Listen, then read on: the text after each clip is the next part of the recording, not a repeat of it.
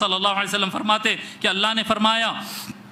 وَمَا يَزَالُ عَبْدِي يَتَقَرَّبُ إِلَيَّ بِالنَّوَافِلِ حَتَّى أُحِبُّهُ۔ یہ تو فرض کا اونچا مقام ہے، اس سے نیچے نفل کا مقام ہے، یعنی زکوٰۃ کے بعد آپ کچھ اور ایکسٹرا دے دیتے ہیں، فرض کے بعد کچھ نفل نمازیں پڑھ لیتے ہیں، یہ نوافل ایکسٹرا عبادتوں سے جو بندے اللہ کے قریب اور ولایت کے مقام پر پہنچتے ہیں، سرکار فرماتے ہیں حَتَّى أُحِبُّهُ، جب بندہ نوافل کی پابندی کرتا ہے تو میں اس سے پیار کرتا ہوں، فَإِذَا أَحْبَبْتُهُ، جب میں اس سے پیار کرتا ہوں کنت سمعہ الذی یسمع بہ، میں اس کے کان بن جاتا ہوں جس سے وہ سنتا ہے، وعینہ التی وبصرہ الذی یبصر بہ، میں اس کی نگاہ بن جاتا ہوں جس سے وہ دیکھتا ہے، اللہ کہہ رہا ہے، میں اس کی سننے کی طاقت بن جاتا ہوں جس سے وہ سنتا ہے، میں اس سے دیکھنے کی بینائی طاقت بن جاتا ہوں جس سے وہ دیکھتا ہے، ویدہ التی یبطش بہا، میں اس کا ہاتھ بن جاتا ہوں جس سے وہ پکڑتا ہے، ورجلہ التی یمشی بہا، میں اس کے پاؤں بن جاتا ہوں جس سے وہ چلتا ہے۔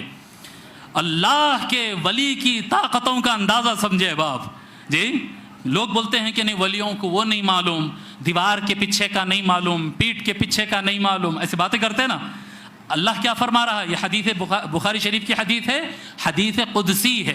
آپ لوگ یہ لفظ سنیں حدیث قدسی، بولیے حدیث قدسی، اور آواز سے بولیے۔ حدیث قدسی کہتے ہیں کہ سرکار فرماتے ہیں کہ اللہ نے کہا،